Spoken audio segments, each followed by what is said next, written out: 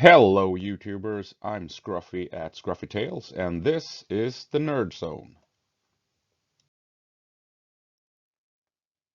And in this video we will take a closer look at why the AT-AT is badass.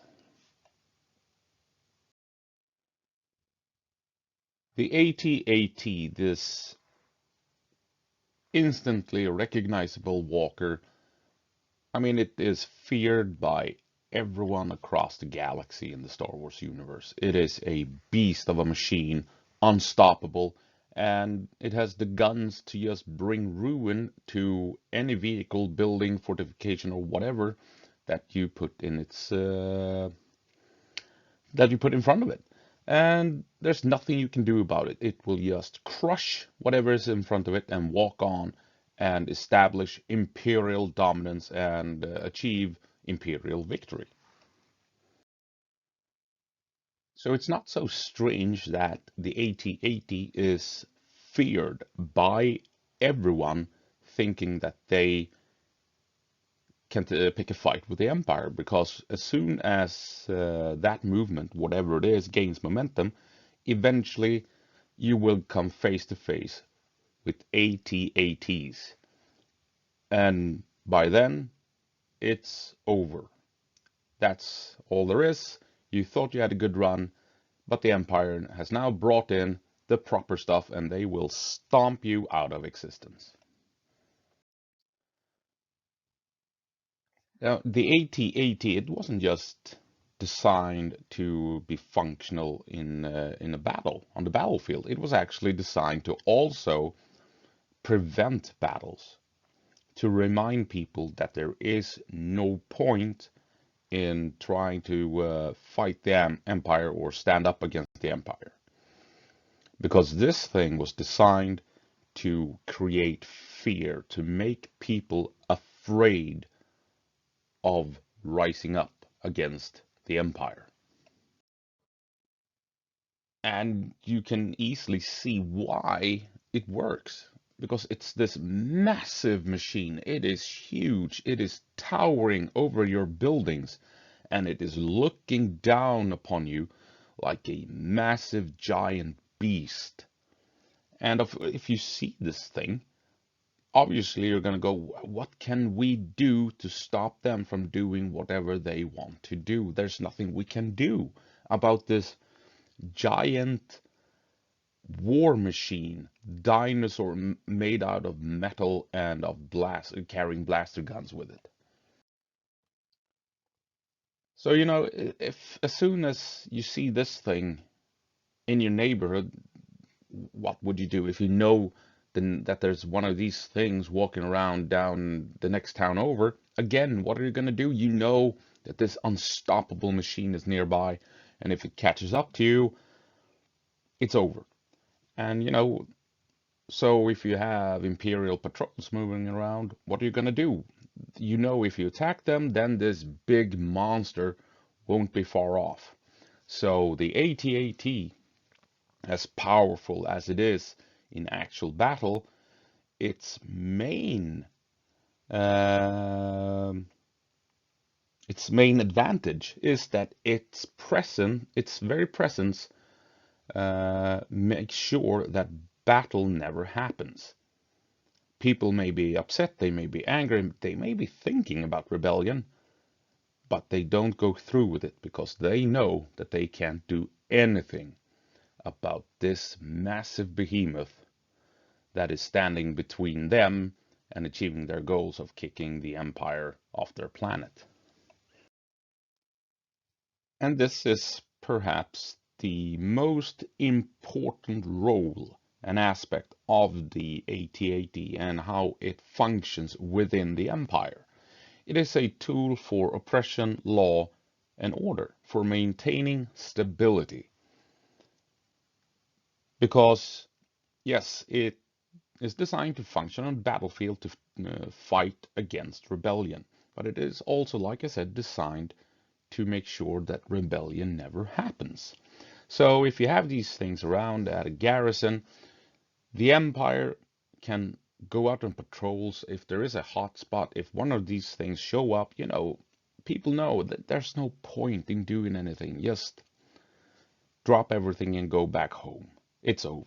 Because if we push this too far, the Empire will make sure we won't be able to push again.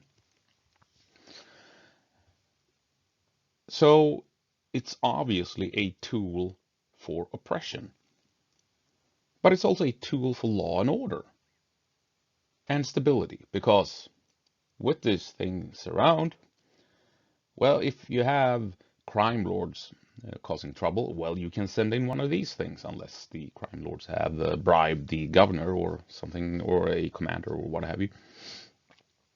But again, the Empire can rely on these things to keep violence on the streets at a minimum, because there's no gang member, there's no gangster or whatever, smuggler or what have you, that will pick a fight with this thing, especially if it has stormtroopers running around its legs that can, run after people into buildings and drag them out and have them executed. So yes, it is a battlefield weapon, but also functions as a tool for oppression, for law and order and stability, uh, which, makes perfect sense in a tyrannical dictatorship like the Empire is. So, how does the Empire use the AT-AT in combat, in battle? Well, we actually saw glimpses of it in The Empire Strikes Back, Episode 5, with the Battle of Hoth. And I covered this in my other AT-AT video, but I'm gonna repeat myself a bit and go into it again, maybe with a little bit more detail. So we'll see what happens here, but we're gonna go over what the Battle of Hoth suggests and how I think that actually makes a lot of sense. So, studying the Battle of Hoth, it appears as if the Empire deployed 5 AT-AT in a pentagon formation. And it's a formation that allows all 5 AT-AT to engage targets up front as long as they have proper spacing. And secondly, the 2 trailing AT-AT are in a good position to react to potential flanking moves by the enemy. And since the AT-AT in its design, it is vulnerable to a flanking attack. If you have 2 trailing the main, the 3 up front, they can easily adjust to engage targets out on the flanks. And if you want to outflank this formation, then you really need to attack the 2 AT-AT in the rear, which means you have 3 AT-AT up front that can then swing around to help their friends at the rear of the formation. So outflanking this unit is really, really dangerous. Now, being as tall as they are, AT-ATs are tall. It is easy for the AT-ATs to fire onto targets that are behind cover, and it also allows them to target enemy vehicles on the much weaker top armor, because usually vehicles have the most armor up front, and then they have heavier armor, also heavy armor on the sides, but the rear and the top is usually where they are have the thinnest armor. Now the tall AT-ATs, they can get in and get top hitting attacks quite easily. And maybe most important of all, once they have deployed their troops and the soldiers are advancing on foot, seeing as the AT-ATs are as tall as they are, they can now fire overhead over their own troops into the enemy positions up ahead, providing much needed fire support as the stormtroopers or Imperial army is advancing on foot towards the enemy positions.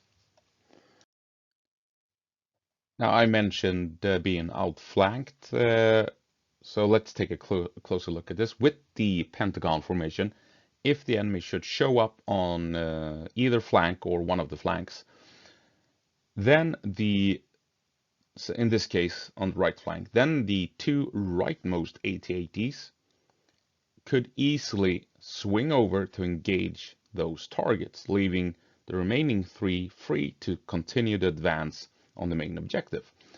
If the enemy has too strong of a position or their numbers are too great in this flanking move, then the second trailing AT-AT can easily move over and help out with holding the flank, still leaving two powerful AT-ATs free to continue on the objective. So and we, like I said, we actually see this formation. We get hints of it at the Battle of Hoth, and I think it makes a lot of sense when you start playing around with it, like I've done here. What do you do if the enemy comes up on the flank, knowing that the AT-AT struggles with protecting its flanks? Well, in this formation, you can easily allocate as many AT-ATs as you need to deal with the flanking threat. We also know that each AT-AT carries 5 scout speeders. And we saw in the Battle of Hoth that the AT-ATs were accompanied by AT-STs into combat. We see one AT-ST marching along the AT-ATs, but I think it's safe to assume that there were more than just one AT-ST on location. So this allows the AT-ATs to launch a rather large screen of scout speeders way ahead of them, able to find ambushes, locate enemy positions, scout out enemy formations. Where are they moving? Are they trying to outmaneuver us? Have they built up proper defenses somewhere? Are they holding a hill? Or are they simply just guiding us into an ambush? So the scout speeders, they will let the Imperial commander know what the enemy is up to before the shooting has started. And AT-STs, being lighter vehicles, well, they are perfect for being positioned out on the flanks. You rely on the speeders to do the scouting, but you have the AT-STs as flanking security, flanking support, because if they're walking out here, they can find light infantry that has been hiding in the woods. They can spot enemy vehicles or dropships or whatever that have landed that you did not prepare for. So they can, they move out on the flanks. If they come into contact, they can then fall back, and the AT-AT formation can adjust to what the AT-STs have engaged. And we will go into how the AT-STs can support the AT-ATs. So as you can see, in this very simple formation, the AT-ATs are pretty much protected from being outflanked or being outsmarted. So they can focus on what the scout speeders have found, and they can react to what the AT-STs run into. And of course, AT-AT stands for All-Terrain Armored Transport. And each AT-AT can carry 40 stormtroopers. So all in all, we have 200 stormtroopers in this formation with 5 AT-ATs. That's not a small number. That's a significant number of troops. That also has a hell of a lot of firepower with them in support in the shape of these 5 monstrously powerful AT-ATs. So between the scout speeders, the AT-STs, the AT-ATs, and the stormtroopers on foot, this is a very versatile and flexible and hard-hitting military force. And they can basically engage anything that they come across on the battlefield. The AT-ATs obviously can deal with anything that is heavily armored or heavily entrenched. AT-ATs, they can offer plenty of support. They can deal with light vehicles, and they can most definitely deal with infantry. And the stormtroopers, they can clear out trenches, they can clear out bunkers, they can clear out bases, and they can take and hold ground. And of course, the scout speeders, they allow this formation to spot enemy troops well ahead of time. They can scout enemy movement. They can take a look and gather intelligence on enemy positions, which provides the Imperial commanders the opportunity to adjust to the battlefield, to adjust to enemy tactics, and they can adjust to the terrain. And putting all of that together, it allows the Imperial commander to utilize his vehicles, his walkers, his troops as best to the best of their abilities. And to help illustrate my point, we will use this simple overview of a simple engagement. The enemy are highlighted in red, and here you see the stormtroopers have deployed. They have moved up. 3 platoons up front, 2 platoons held in reserve. Now they can send in troops as needed as you take casualties, or they can even move up and outflank the enemy when it is suitable. The AT-ATs are held back. They are firing over the heads of their own soldiers into the enemy positions, pinning the enemy, suppressing the enemy, allowing the stormtroopers to advance. The rearmost AT-ATs, they have now angled themselves slightly outwards to secure the flanks of the assaulting element. And as you can see, one section of AT-STs, they have now moved up and outflanked the enemy position, providing fire support, pinning them in place, suppressing them, making life difficult for the enemy. And with all this firepower poured into the enemy positions, the stormtroopers can now advance up to and into enemy lines and kill the enemy at point blank range. And I think you have to admit that when you look at it like this, the capabilities of the Empire with these vehicles, with their troops, the Empire is a formidable adversary and not something that you really want to face on the battlefield. And it kind of makes the rebels and their struggle all the more courageous and impressive when you think about it, that they actually thought that they stood a chance, or rather they felt they had to fight this despite having the odds stacked against them. So really, the AT-AT and the stormtroopers that it brings with it, I mean, it is the ultimate expression of Imperial might. Because when it's deployed to a planet, people don't dare rise up in rebellion.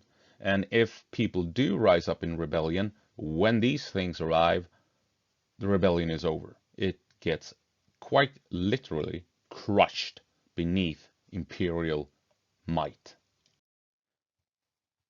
And the stormtroopers that it brings with it, well, their job is basically to clean up the mess that the AT-AT leaves in its wake, more or less. It is a terrifying construct. It is a machine of war, or a machine of tyranny, a machine of oppression, and it was designed with one thing in mind: to destroy the enemies of the Empire. That's it.